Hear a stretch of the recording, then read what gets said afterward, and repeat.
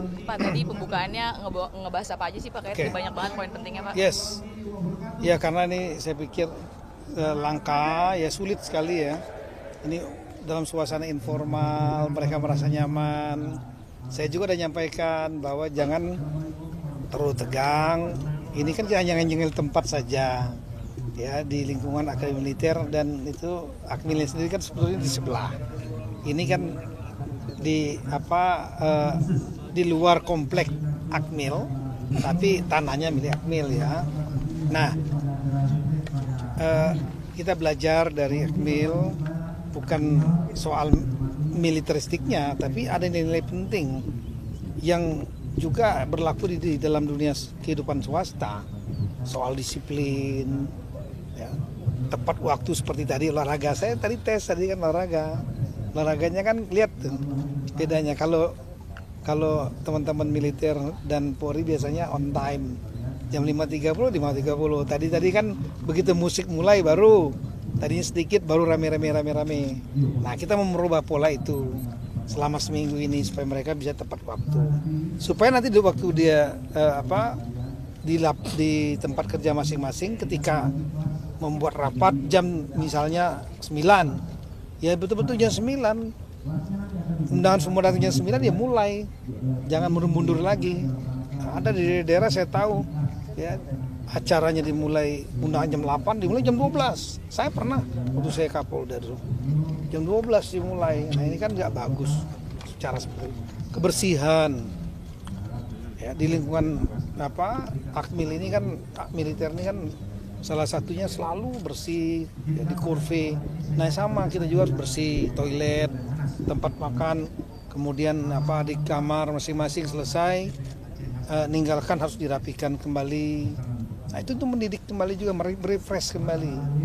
Jadi banyak, dan itu jangan salah, di dunia swasta pun sekarang ini materi-materi untuk pegawai juga, materi tentang kedisiplinan, sharp time, jadi on time pada waktu kegiatan, kemudian kebersihan, itu semua itu menjadi materi pelajaran penting ya di dunia swasta. Nah, apalagi di birokrasi seperti ini. Nah, kemudian rekan-rekan saya menyampaikan juga tadi mengenai pentingnya retreat ini. Di antaranya retreat ini paling penting sekali adalah bagaimana kita memiliki ada semacam forum bagi seluruh kepala daerah untuk saling kenal satu sama lain. Tadi pagi saya melihat sudah ada yang bagus. Itu yang saya harapkan. Ada kepala daerah di Sultra, ya, Pak Andi, itu dia kumpulkan para bupati wali kota sambil santai, mereka duduk di sana di lapangan rumput ngobrol-ngobrol. Nah, sambil kalian kenal satu sama lain. Nah, saya sampaikan di sini ada 5 ruangan tuh. 5 ruangan yang dipakai untuk diskusi kelompok untuk Lemanas, nanti kosong setelah 2 hari. Nah, silakan pakai bergantian. Yang nggak melaksanakan, nanti saya dengan Pak Bima cek, nanti ada yang nggak ngerjakan, saya maunya gubernur kumpulin bupati wali kotanya, karena belum tentu saling kenal antara mereka, dan udah mulai bicara dikit tentang mau apa kita daerah kita gitu ya. Karena saya selama 5 tahun Mendagri, saya juga pernah datang ke beberapa wilayah yang setahun 2 tahun nggak pernah ada rapat bupati wali kota ya, yang dipimpin oleh gubernur, nggak ada rapat. Jadi datang rapat tuh pada waktu saya datang aja. Saya nggak bisa bayangkan gimana koordinasinya, jalan sendiri-sendiri. Nah, ini saya harusnya rapat tingkat provinsi itu paling nggak lah 3 bulan 4 bulan sekali, mengevaluasi apa yang sudah dikerjakan, apa yang kurang, saling bantu gitu. Nah, ini ada 5 ruangan, nanti saya dengan Pak Wamen nanti akan cek ya, dan akan dorong. Silakan yang dari Aceh kumpul tuh semua dengan gubernurnya. Silakan yang Sumatera Utara Pak Bobi dengan seluruh bupati wali kotanya, Pak Haris dengan Jambi, Sumatera Barat kumpul lah. Entah ngobrol-ngobrol, ngopi-ngopi aja nggak apa-apa. Yang penting kenal. Gitu. Inilah momentumnya. Kalau sudah kembali daerah masing-masing, udah sibuk sendiri-sendiri dengan berbagai persoalan sendiri-sendiri. Itu yang saya sampaikan. Samping nanti akan ketemu para menteri di Lemanas ya, diskusinya kelompok biar menarik supaya nggak ngantuk gitu. Nanti itu kelompok nanti akan saling bertanya, saling nyampaikan pendapat. Nah, itu bagus, ya, interaktif. Nah, yang berikut lagi tadi saya sampaikan mengenai pengelolaan APBD. Karena pengelolaan APBD di mata saya juga banyak yang tidak efisien. Ya, yang dipikirin hanya belanja aja. Bagaimana ngabisin belanja? Akibatnya apa? Program-programnya banyak yang nggak efisien.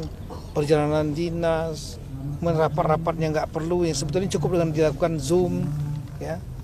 Itu harapan cukup sekali dibikin 4 kali. Nah, itu tadi saya sudah sampaikan.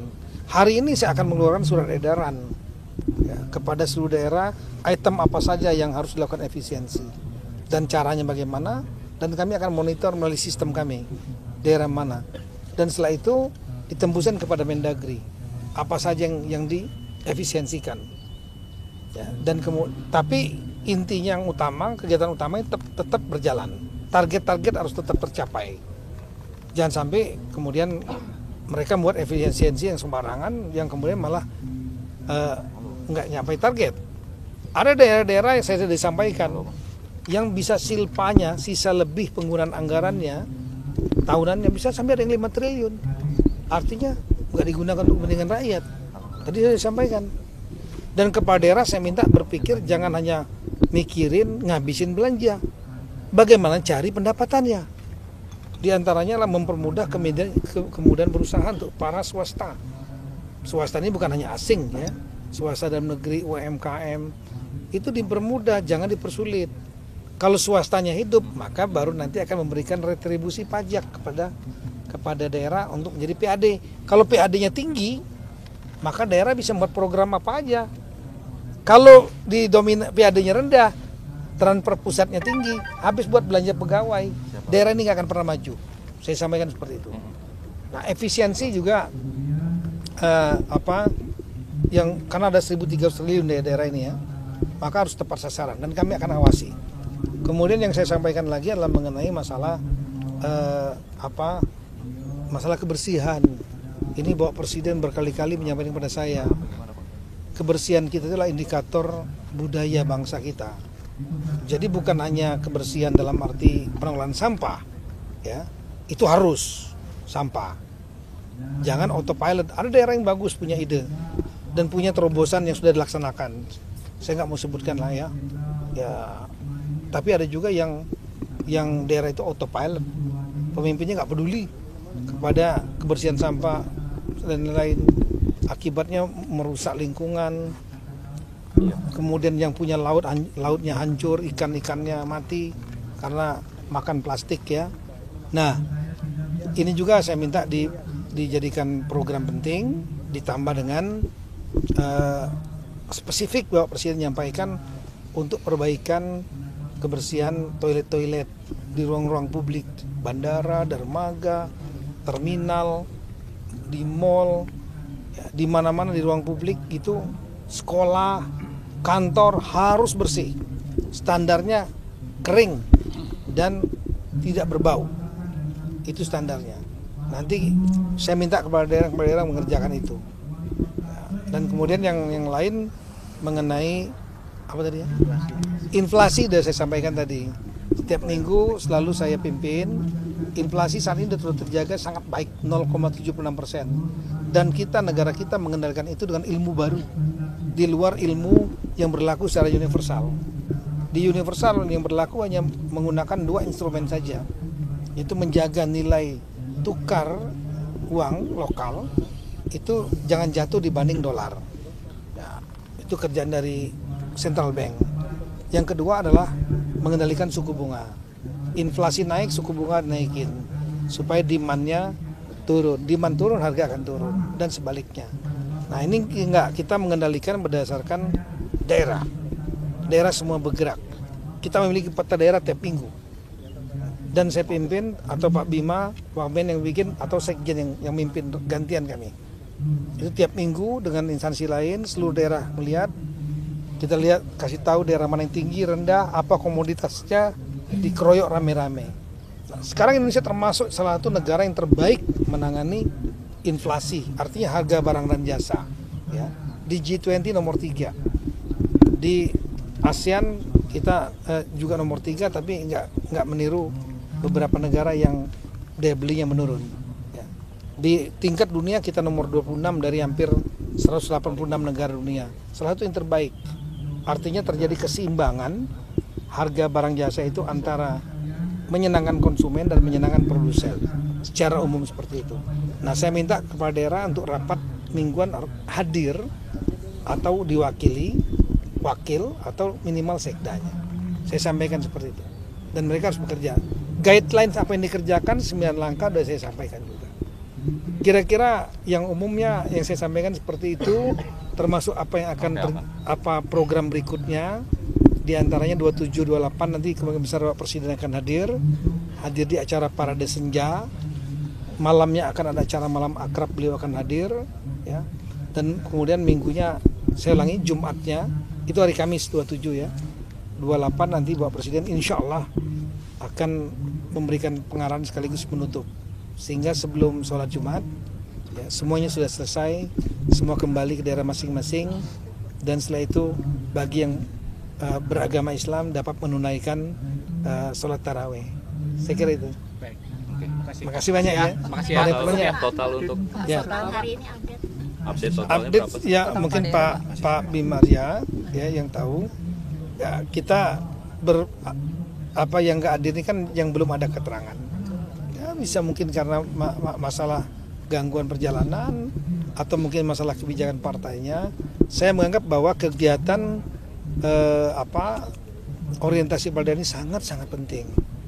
Bukan kepentingan pusat, kepentingan daerah itu sendiri. Supaya rekan-rekan kepala daerah ini memiliki bekal yang cukup sebelum 5 tahun nanti melangkah. Ini hanya kegiatan 7 hari dibanding dengan 5 tahun mereka akan bekerja. Mereka punya waktu untuk bertemu dengan kepala daerah lainnya. Lihat sini cair sekali tadi. Ini baru 1,5 hari ya. Sudah cair, mereka saling kenal. Satu kamar ternyata nggak satu daerah.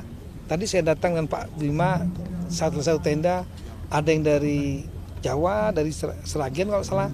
Ada yang dari Timur, ya, ada yang dari Ambon, gabung, saling kenal. Itu yang kita harapkan. Mereka saling kenal, nanti saling bantu, saling kerjasama. Ya. Nah, ini kepentingan daerah lebih penting, dan inilah kepentingan bangsa, kepentingan untuk rakyat masing-masing. Jadi kalau yang nggak mengambil bagian, ya rugi sendiri.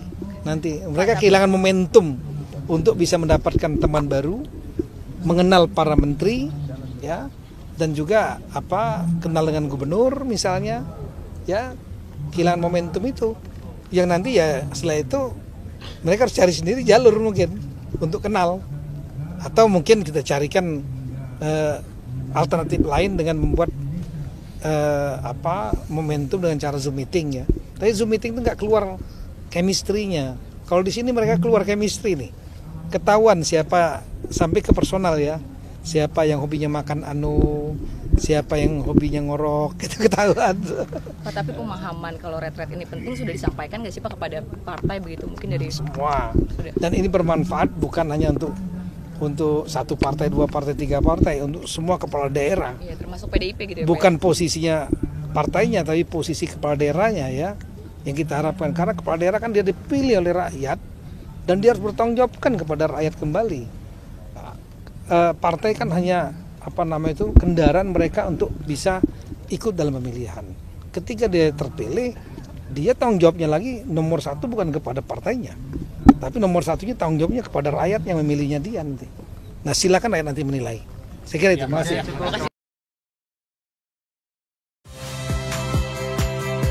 Saya Friska Clarissa. Saksikan program-program Kompas TV melalui siaran digital, pay TV, dan media streaming lainnya.